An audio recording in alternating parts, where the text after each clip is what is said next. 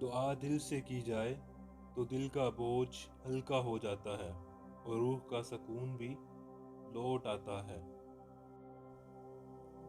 حق تعالیٰ کی عبادت اور اطاعت کے لیے قابلیت ضروری نہیں، جب عطا ہوتی ہے اور اللہ توفیق دیتا ہے تو قابلیت خود بخود جنم لے لیتی ہے۔ جبرائیل کی طاقت خوراک کی وجہ سے نہیں بلکہ اللہ تعالیٰ کے دیدار کی وجہ سے ہوتی ہے۔ انسان کو اپنی تدبیر پر گھمنڈ نہیں کرنا چاہیے، کیونکہ اللہ کی تدبیر انسان کی تدبیر سے زیادہ قوی ہے۔ بد عمل کی اصلاح کے سامان تو ہیں، لیکن بد اصل کی اصلاح ناممکن ہے۔ جہاں بارش کا پانی گرتا ہے وہاں سبزہ اگ آتا ہے، اور جہاں آنسو گرتے ہیں وہاں اللہ کی رحمت موسلادھار بارش کی طرح گرتی ہے۔ اگر اللہ کسی کو اپنے دربار سے دور کرتا ہے تو صرف اس لیے کرتا ہے کہ اس کو اللہ کے دربار کی اہمیت معلوم ہو جائے۔ جب جدائی کی سزا ملتی ہے تو ملنے کی قدر معلوم ہوتی ہے۔ محبت کے بغیر حکمت کا کوئی وجود نہیں۔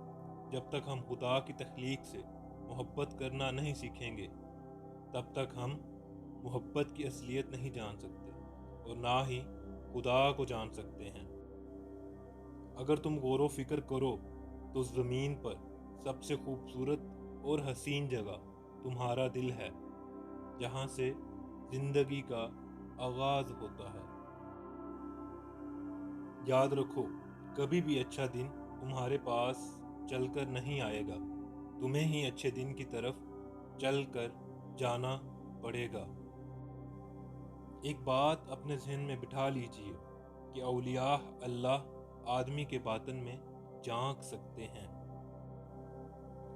عشق ایک مرض ہے لیکن ہر صحت سے بہتر ہے۔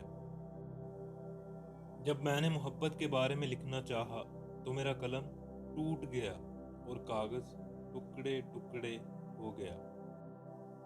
نبی اور ولی کا غصہ اللہ کے غصے کا سبب بن جاتا ہے۔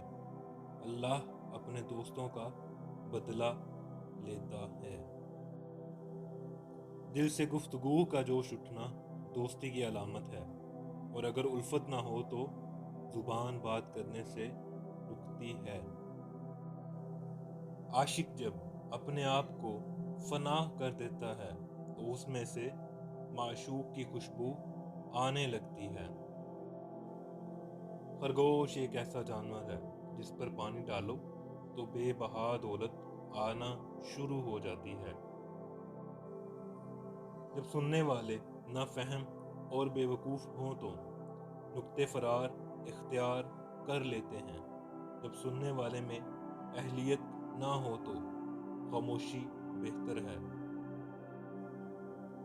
اللہ کے محبوب اور اللہ کے ولی کسی سے ایک دفعہ تعلق قائم کرنے کے بعد اس تعلق کو توڑتے نہیں بلکہ بازو پکڑنے کی لاج رکھتے ہیں۔